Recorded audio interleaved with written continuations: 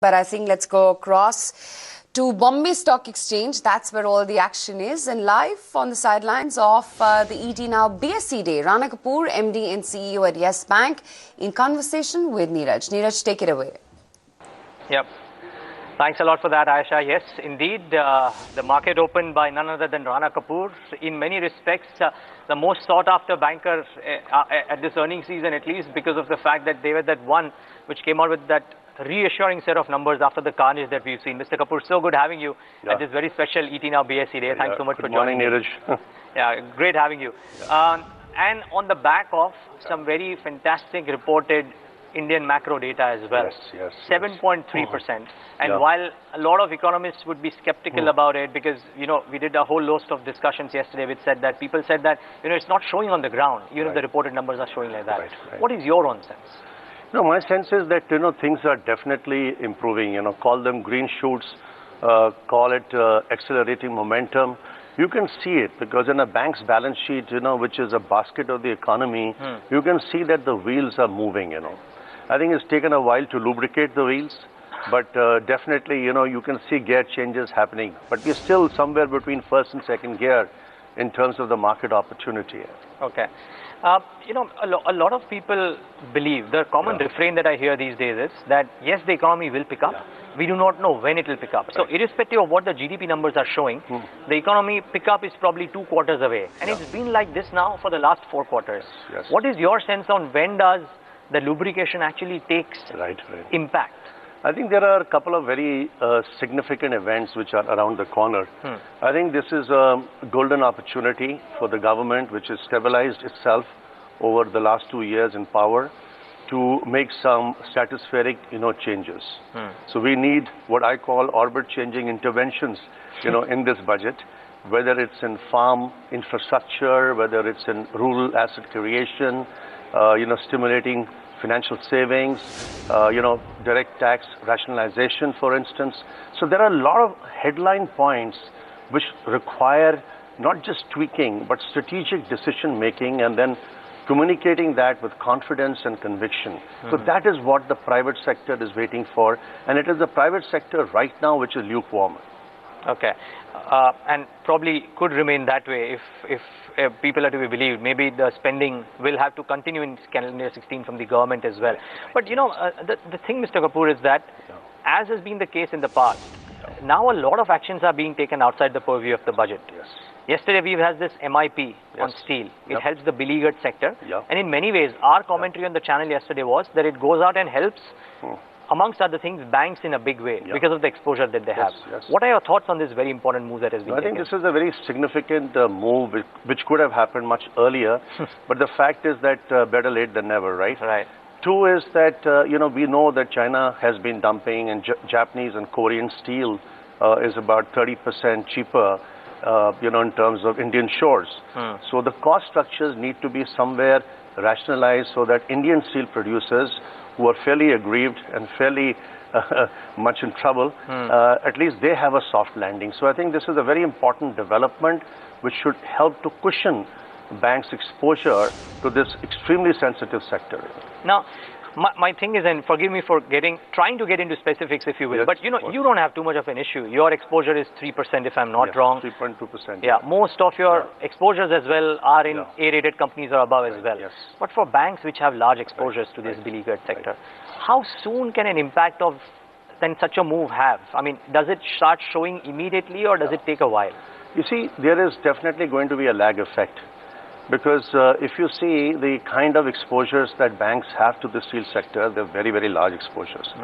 The good news in the bad news is that the replacement cost today of building new plants and getting all the supply chain linkages established, even getting land allocated, with the exchange rate where it is at $68 or so, the replacement cost of some of these plants is humongous.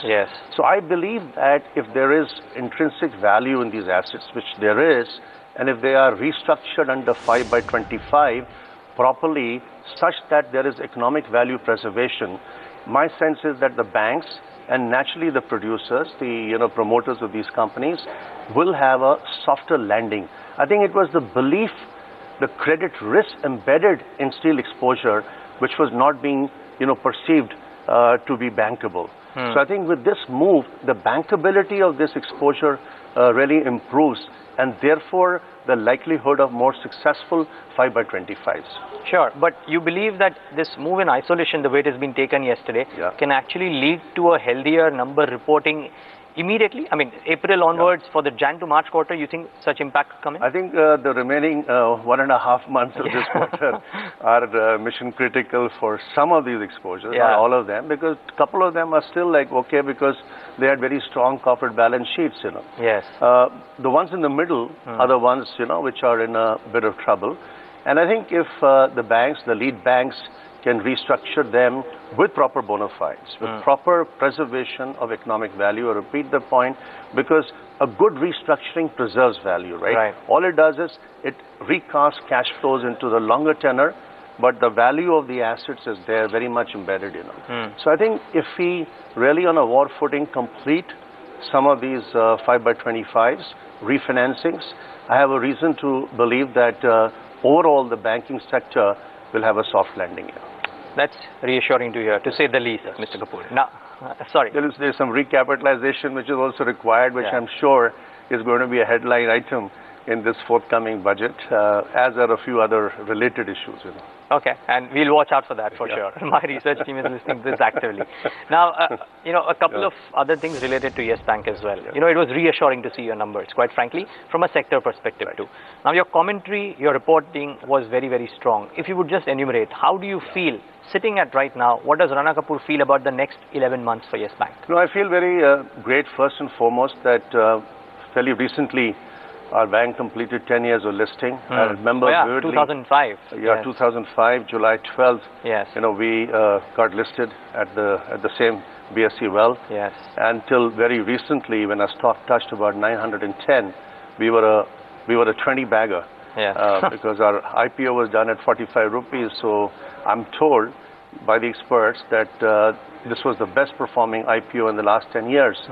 So naturally, the leadership team at Yes Bank would want to maintain, its ranking at least in the top 1 to 3, and therefore our effort has been in this very demanding cycle. Because if you see our life cycle of 11 years and 1 quarter, which is 45 quarters since we started business in August, September 2004. We have seen the global crisis, which started, as you know, in March, April 2008 with Bear Stearns. We have seen the compounding of the Eurozone crisis, and, Eurozone is still not out of the woods, as we all know. Then India's own, let's say, economic precipitation, in a way, started in October of 2011, when we saw the GDP fall, below 6%. To me, that was a very big red flag in 2011. Now that there is, at least we are printing north of 7%. I was very happy to see the numbers yesterday. And naturally also the revisions for the June and September quarter.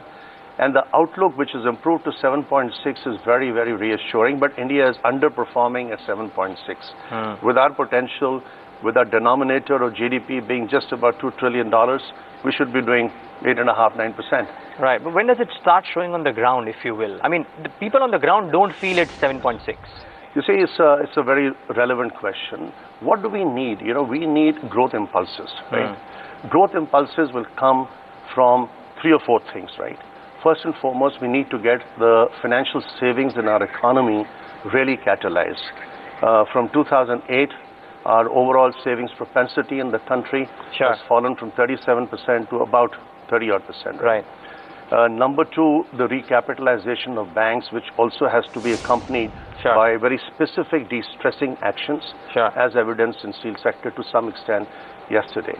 I think rural asset creation, because the rural economy needs to be, looked after a lot more through whatever formats, revised MNREGA, or for that matter, more infrastructure creation. So I think there are, and then of course the core infrastructure. Right. Because I think the core infrastructure, as we are seeing in renewable energy, which is the sunrise sector, we are seeing the de-risking and de-stressing in the road sector, and a very bankable hybrid annuity model has now surfaced.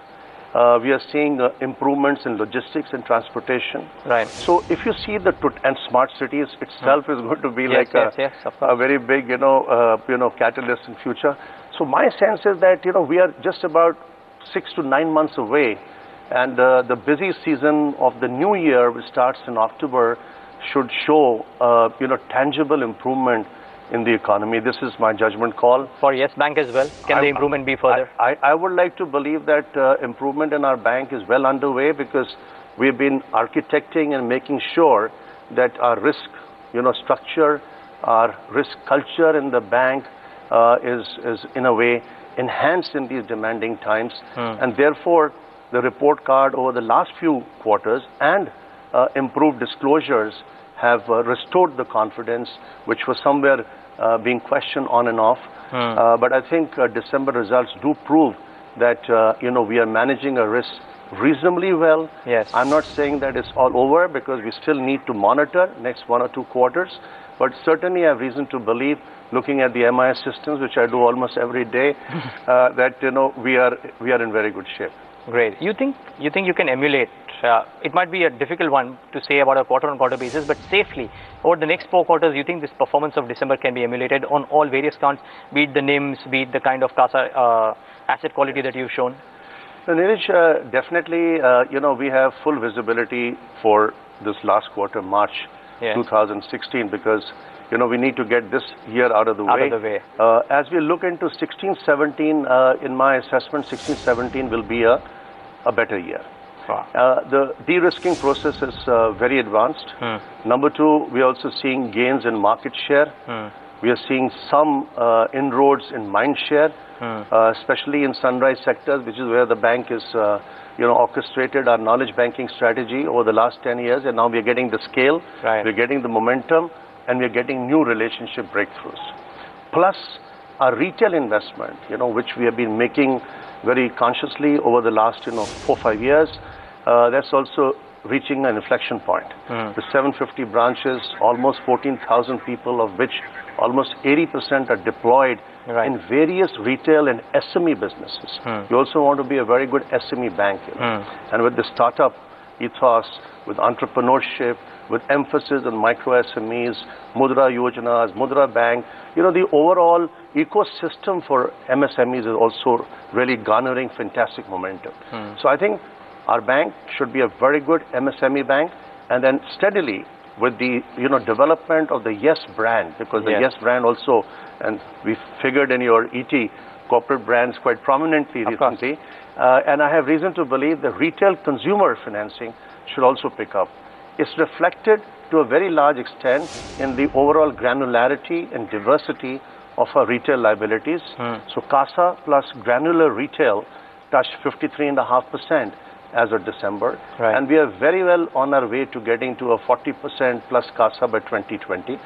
And definitely minimum 70 to possibly even 75% retail liability composition. So the right-hand side is showing the retail results, and the left-hand side is a little bit of a high road, because asset acquisitions have to be done very steadily, such that we can absorb the risk, and 2, we can process the risk and build differentiation in quality assurance, in turnaround time, and therefore we are investing in a very big way in setting up a centralized operation and excellence center in Chennai, a very big center for our centralized processing. Okay, so all things in place for the growth going ahead. Just one last question that I have. Something that is not known about the fundraising. Now, that the $1 billion mark is known. When do you likely believe you will do it, and what will the composition be? Because you also have the option of the GDR in UK pounds as well. So how will the split be, if you can give me these 2 details? You see, the couple of things that I wanted to highlight is that, our bank did get into the Nifty last year. Yes. We hope to get inducted in the MSCI sometime later this month, if all goes well. The fact is that there is fungibility, which the government has announced, which was pending. That's the word coming in from Rana Kapoor. Quickly on to geometric earnings. Manu Parpia, MD and CEO, joins us on the show. Manu, hi, good morning.